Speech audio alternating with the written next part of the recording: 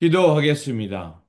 좋으신 아버지 하나님, 오늘도 저희들에게 이 아침의 시간을 허락하여 주시고, 말씀으로 서게 하시니 나 감사를 드립니다. 오늘 저희들이 살아가는 이때를 잘 분별하게 하여 주시고, 주님의 오심이 가까운 이때에 우리 안에 어두움을 몰아내며, 주님께서 기뻐하는 삶이 무엇인지 또 어디에 있는가를 잘 분별하며, 주님의 길을 걸어내는 우리의 삶의 자리가 되게 하여 주옵소서. 그래서 주님께서 다시 오셨을 때 우리의 삶을 보시고 잘했다 칭찬받는 삶, 하나님 나라의 영광을 돌리는 삶의 자리가 되게 하여 주옵소서. 우리 구주 예수 그리스도 이름으로 기도드립니다. 네. 오늘 우리에게 주신 말씀은 누가복음 9장 28절에서 36절입니다.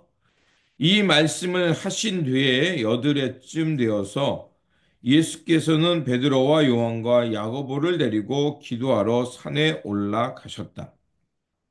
예수께서 기도하고 계시는데 그 얼굴 모습이 변하고 그 옷이 눈부시게 휘어지고 빛이 났다. 그런데 갑자기 두 사람이 나타나 예수와 더불어 말을 하고 있었다. 그들은 모세와 엘리야였다.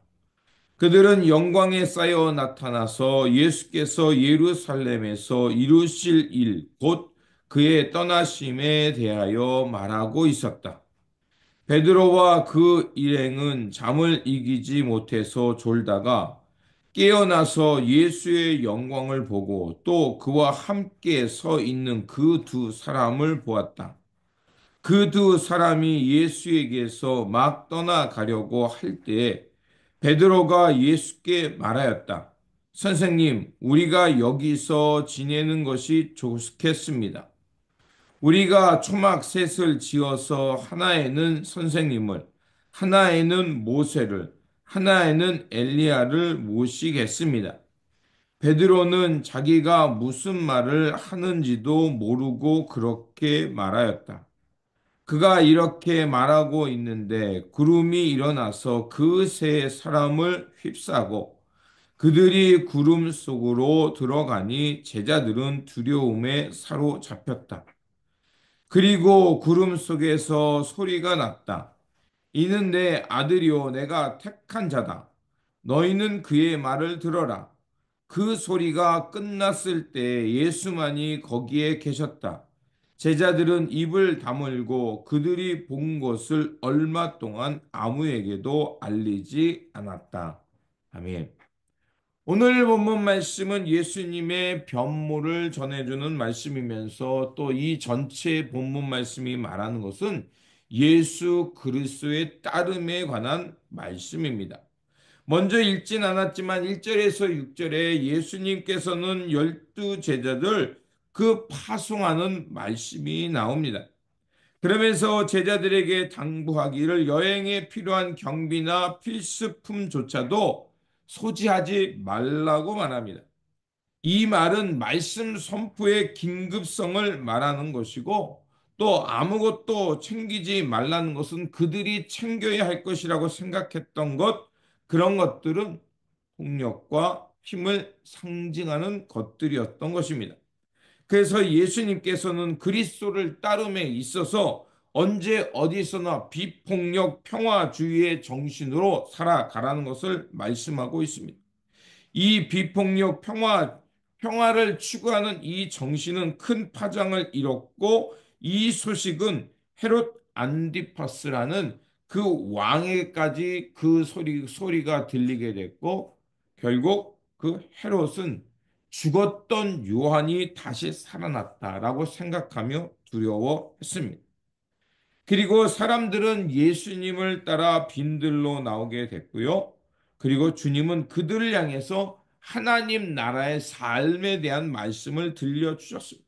그리고 병도 고쳐주셨습니다. 그렇게 빈들에서 하나님의 말씀을 증거하시고 또 병을 고쳐주자 그만 날이 저물어 버렸습니다. 근데 예수님께서는 그 빈들에서 오병이어의 기적을 통해서 5천 명이나 먹이시고 열두 광주리가 남는 기적이 드러나게 됩니다. 자, 이 일을 통해서 제자들이 무엇을 배워야 할까요?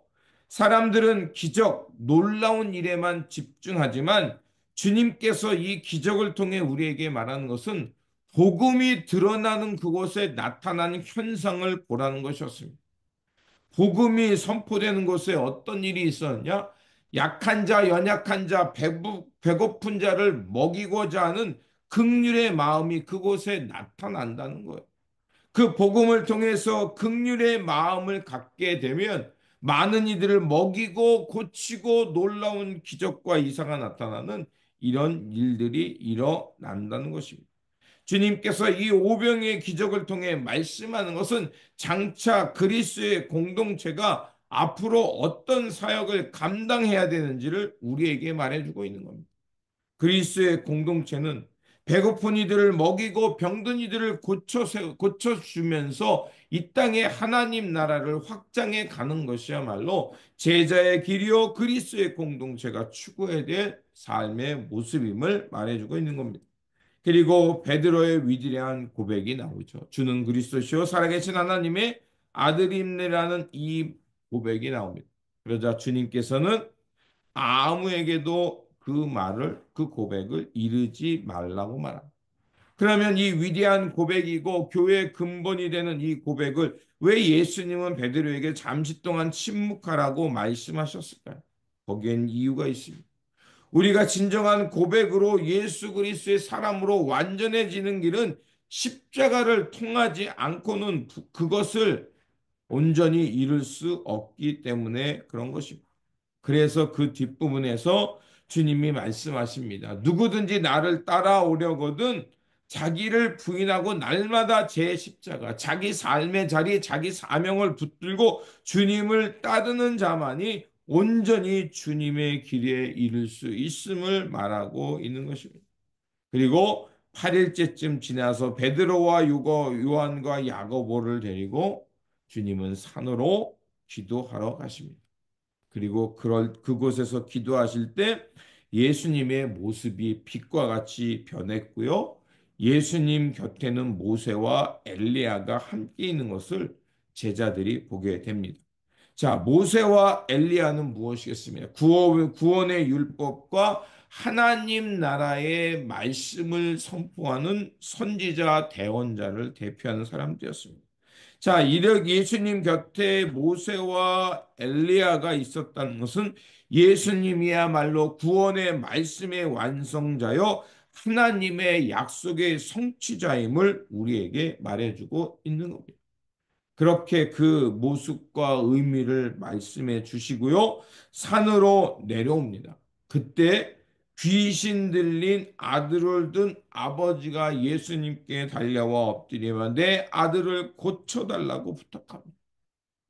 예수님께서 산 위에 올라가 기도하시면서 모습이 변하는 동안 산 아래 제자들은 그 귀신 들린 그 아들, 그를 고치지 못했습니다. 그렇다면 이런 의문이 들죠. 왜 예수님의 제자들이고 놀라운 기적을 경험했는데 그들은 이 귀신을 쫓아내지 못했을까? 거기에는 이유가 있습니다. 그들이 귀신을 쫓아내지 못했던 이유는 자신들의 경험, 자신들의 능력을 의지했기 때문에 그렇습니다. 우리 안에 하나님의 능력과 하나님의 권위가 없기 때문에 그들이 세상의 세파와 어둠의 세력이 물러가지 않았던 것입니다. 주님께서 풍랑을 잠잠케 하셨던 그것을 통해 드러나는 것이 무엇이었습니까? 바로 예수님의 권위와 능력이 있을 때 우리는 세파를 뚫고 나가 세상의 풍조에 거스리면서 하나님 나라를 살아갈 수 있다는 것이었습니다.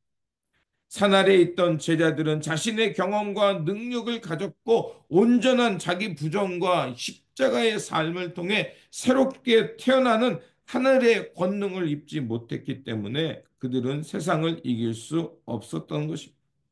그러면서 주님께서 다시 한번 어린아이 하나를 영접하는 것이 곧 하나님 나라에서 높아진다는 것은 이 새로운 관점을 말씀해 주시면서 오늘 본문이 마치게 됩니다. 자, 오늘 우리가 읽었던 또 묵상했던 나눴던 말씀의 핵심은 무엇이겠습니까? 바로 제자의 길이 무엇인지 우리에게 말해주고 있습니다. 예수님과 예수님을 통해 선포되는 말씀을 통해서 다시 한번 철저한 자기 부정과 십자가의 삶, 그런 삶으로 거듭나고 변화될 때만이 우리는 예수님의 권능을 덧입어서 하나님 나라의 길을 완수해 갈 수 있다는 것입니다. 또한 주님을 통해 드러났던 하나님 나라 새하늘과 새 땅의 역사를 보고 경험하며 이 땅에 그 역사를 이루는 살아가는 주체자가 될 수 있다는 것입니다.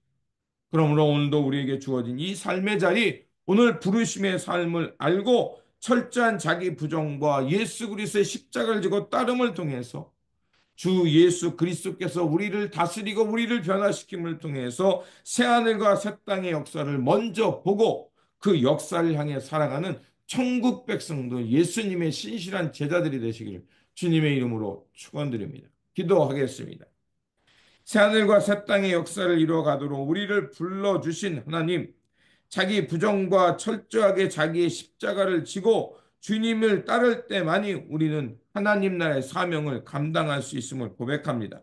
이 시간 주님의 말씀을 통해서 주님의 길을 다시 한번 깨달았사오니 옛사람의 구습과 탐욕의 마음은 즉시 떠나게 하시고 그 모습을 십자가에 못 박고 주님과 함께 부활하여 주님께서 이루어주시고 말씀을 통해 드러내셨던 하나님 나라, 새하늘과 새 땅의 역사를 미리 맛보고 그 역사를 향해 살아가는 예수 그리스도의 사람들, 주님의 신실한 제자들 되게 하여 주옵소서. 우리 구주 예수 그리스도 이름으로 기도드립니다. 아멘. 오늘